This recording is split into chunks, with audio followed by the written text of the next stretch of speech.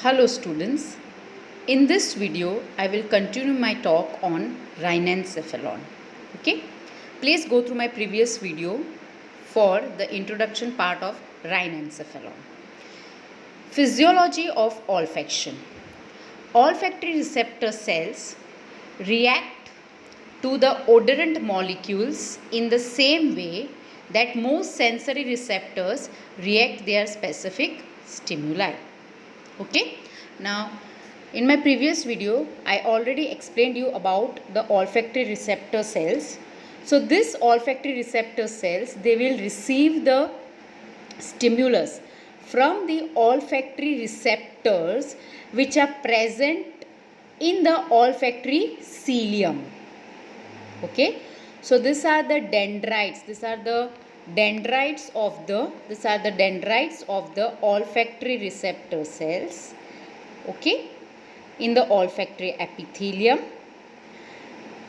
knob like shape of the dendrites, they give non-motile projections which are known as olfactory cilium, and this cilia has olfactory receptors.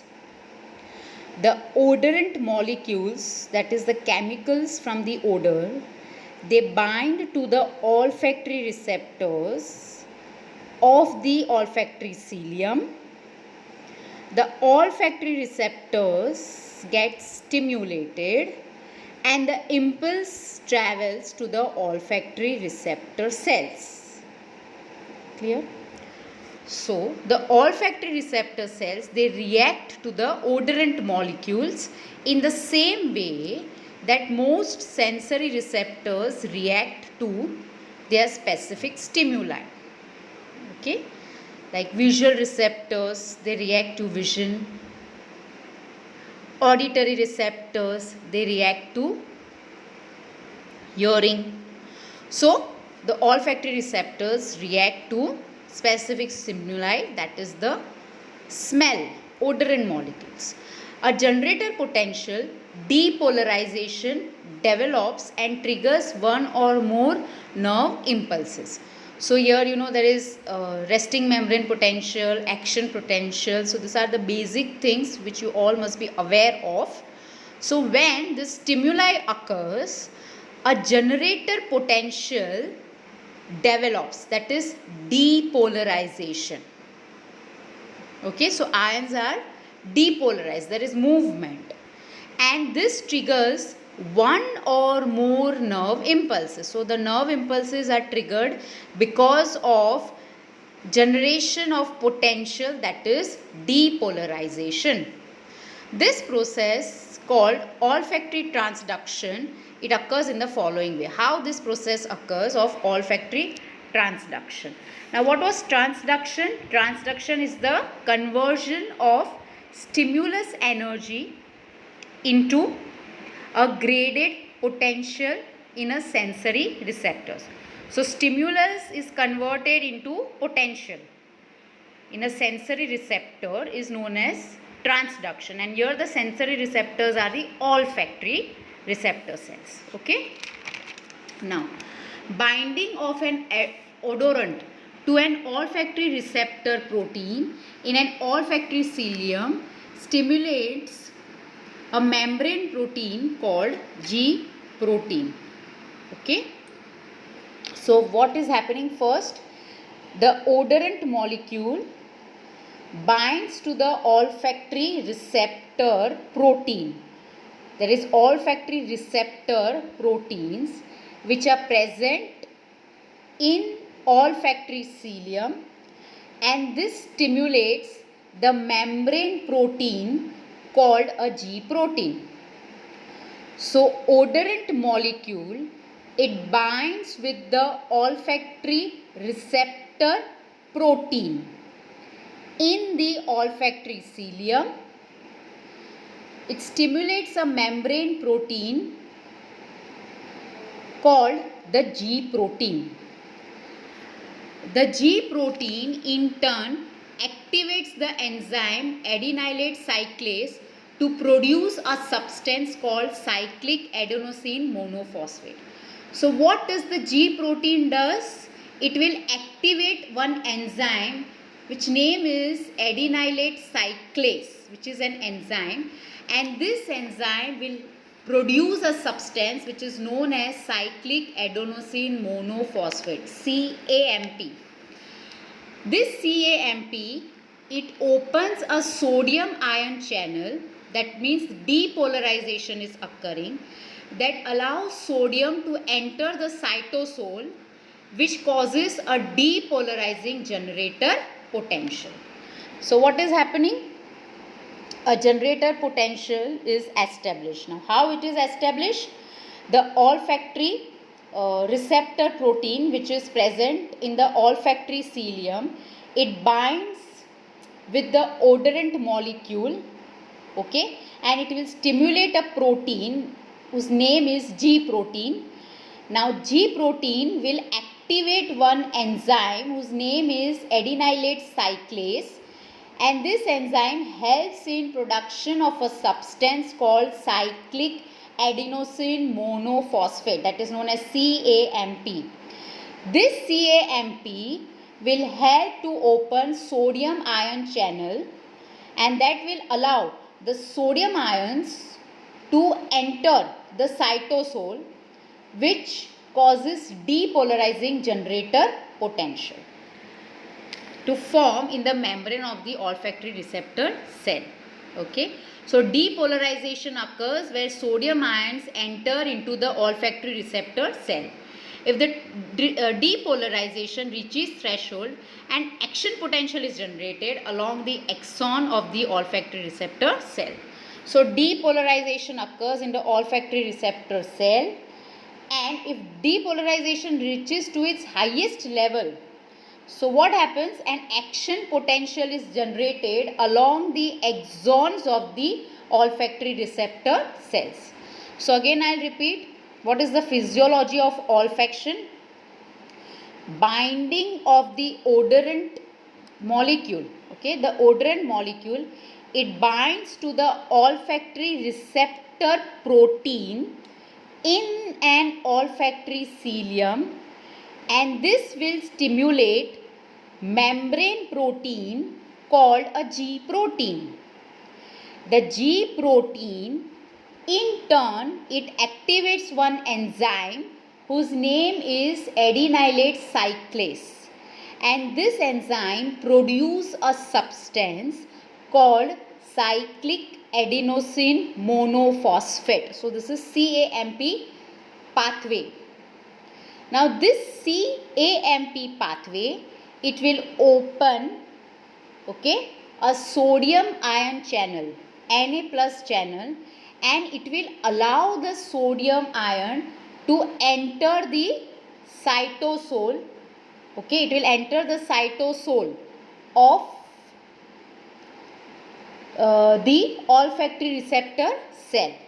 So it will enter the cytosol of the olfactory receptor cell, and it causes depolarizing generator potential in the membrane of the olfactory receptor cell.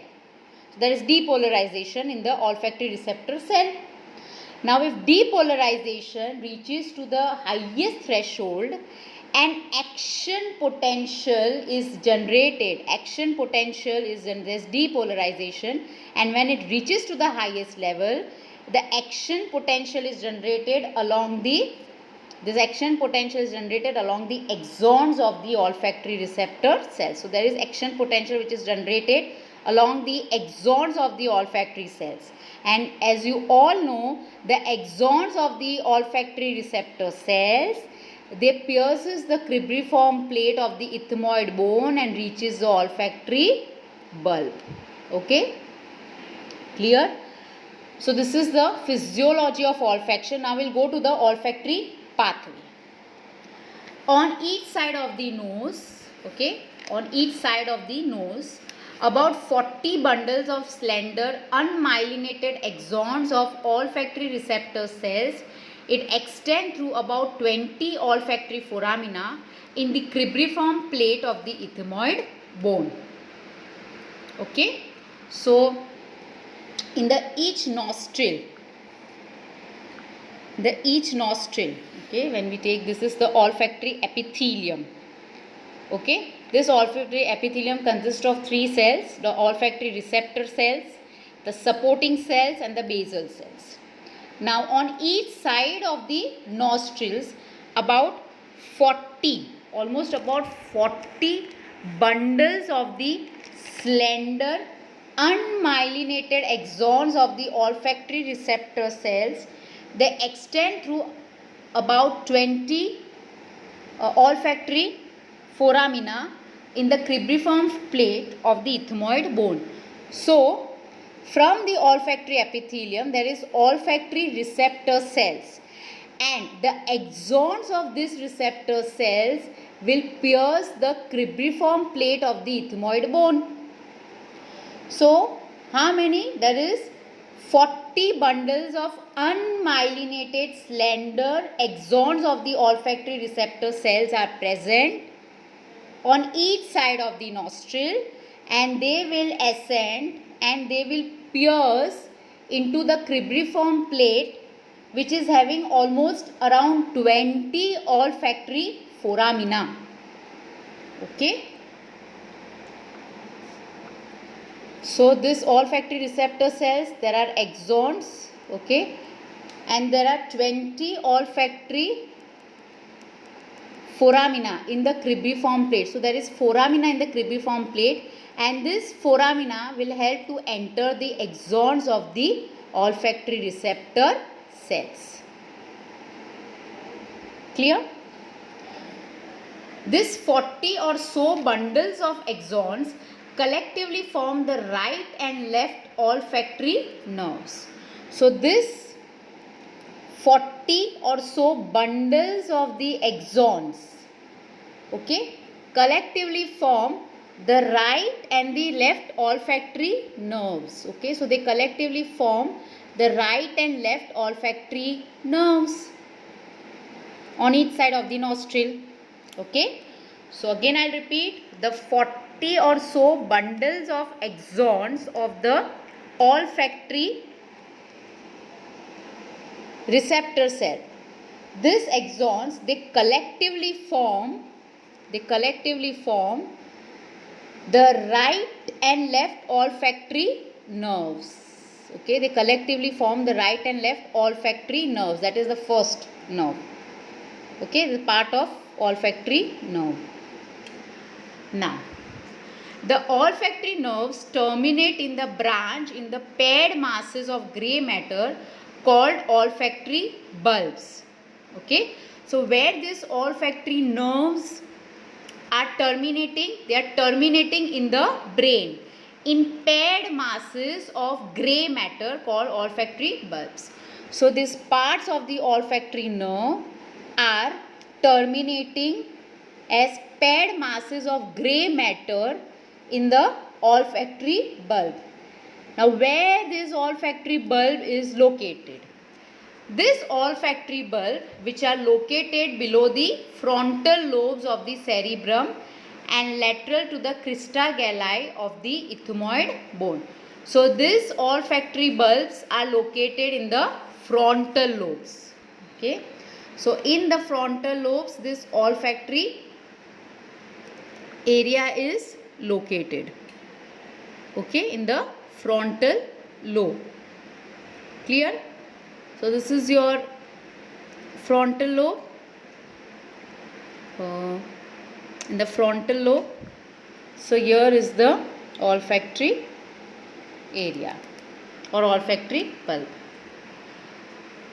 which are located below the frontal lobes of the cerebrum, lateral to the crista galli of the ethmoid bone.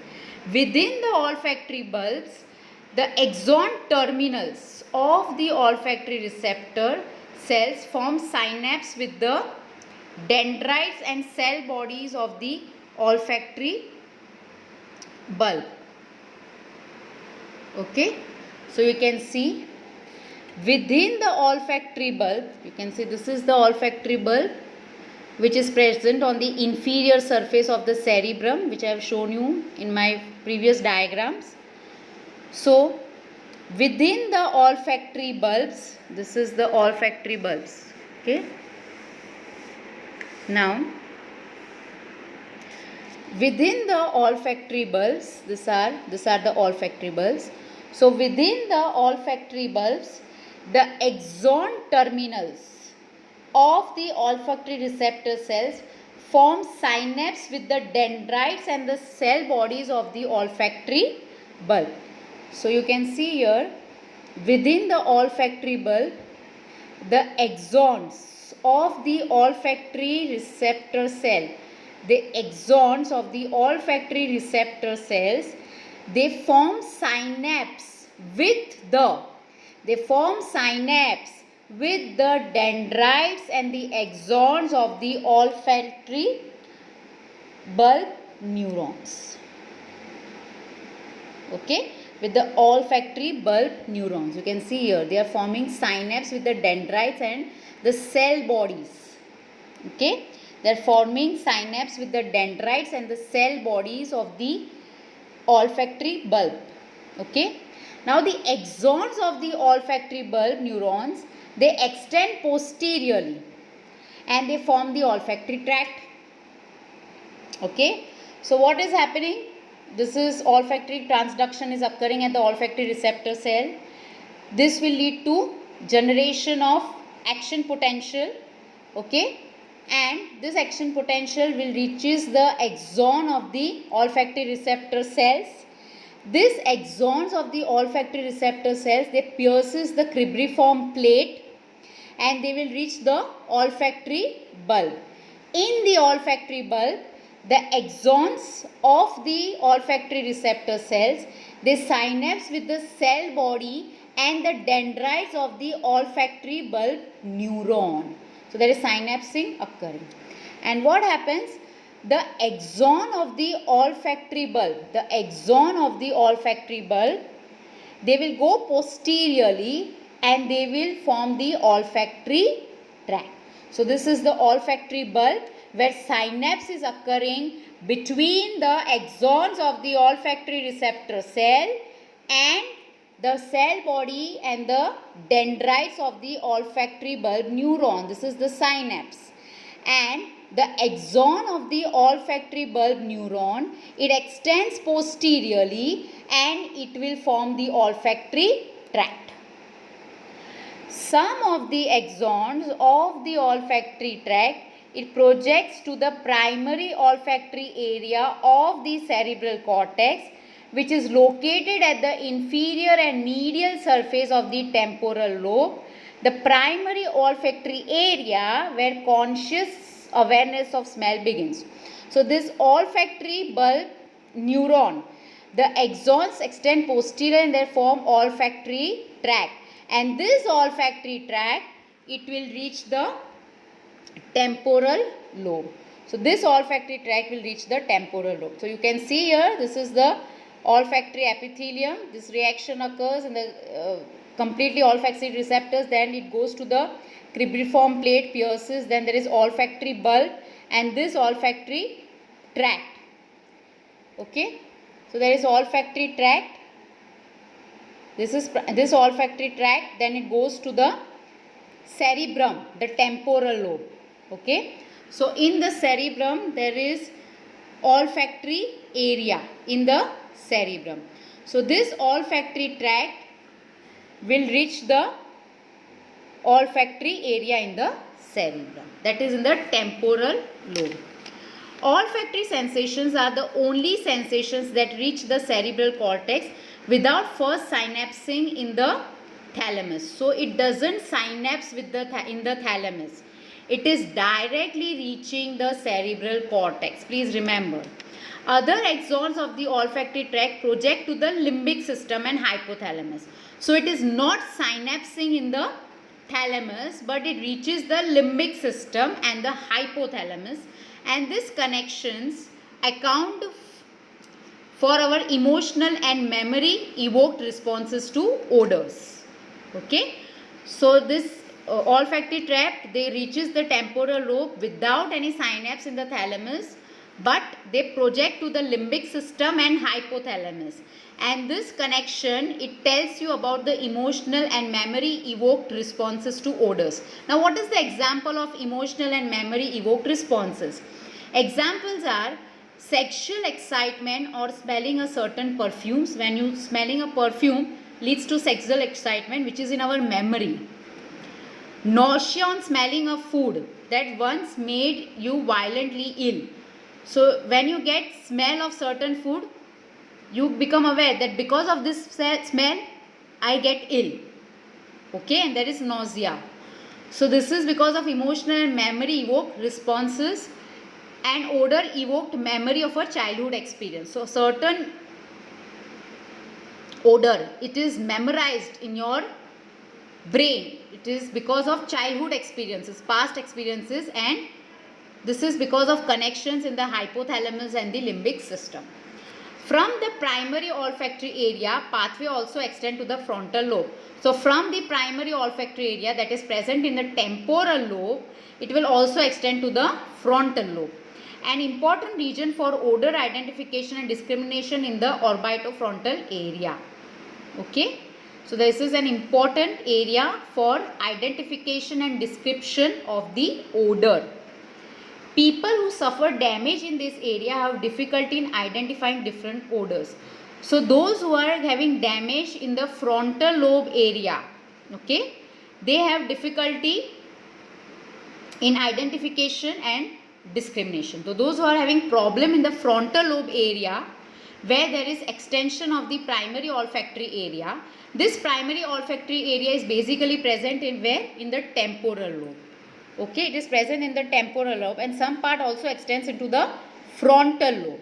So whenever there is lesion in the frontal lobe, the identification and discrimination of the odor is lost and damaged.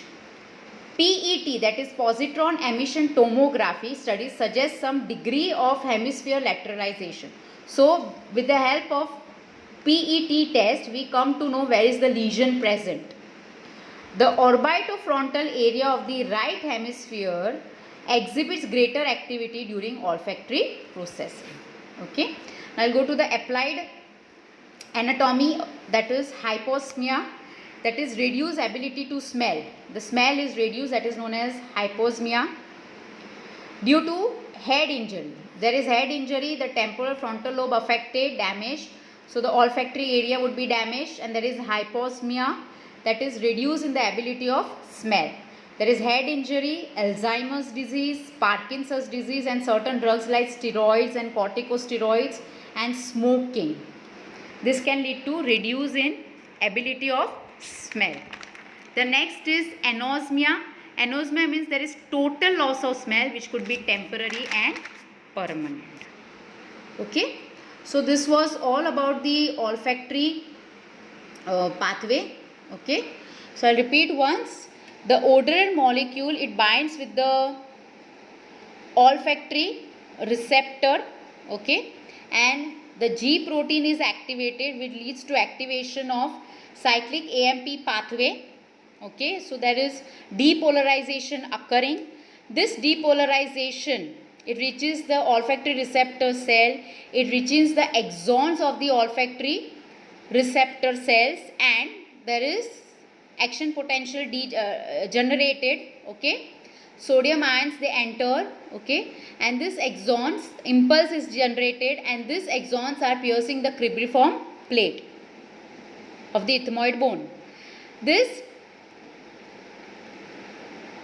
axons of the olfactory receptor cells, they synapse in with the cell body and the dendrites of the olfactory bulb neuron, and the axons of the olfactory bulb neuron, they extend posteriorly and form the olfactory tract. This olfactory tract, it ends in the temporal lobe and some part in the frontal lobe, and we get the sense of smell. Okay. So from nose, the axons are extending, reaches the cribriform plate, it goes to the olfactory bulb, and then it reaches via the olfactory tract to the temporal lobe, that is the primary area, and the frontal lobe. So this way we can recognize various smells. Okay. This synapse, which is occurring between the axons of the olfactory cell receptors and the cell bodies and the dendrites of the olfactory bulb neuron, is known as glomerulus. Okay. So this was all about the olfactory pathway. Thank you, students.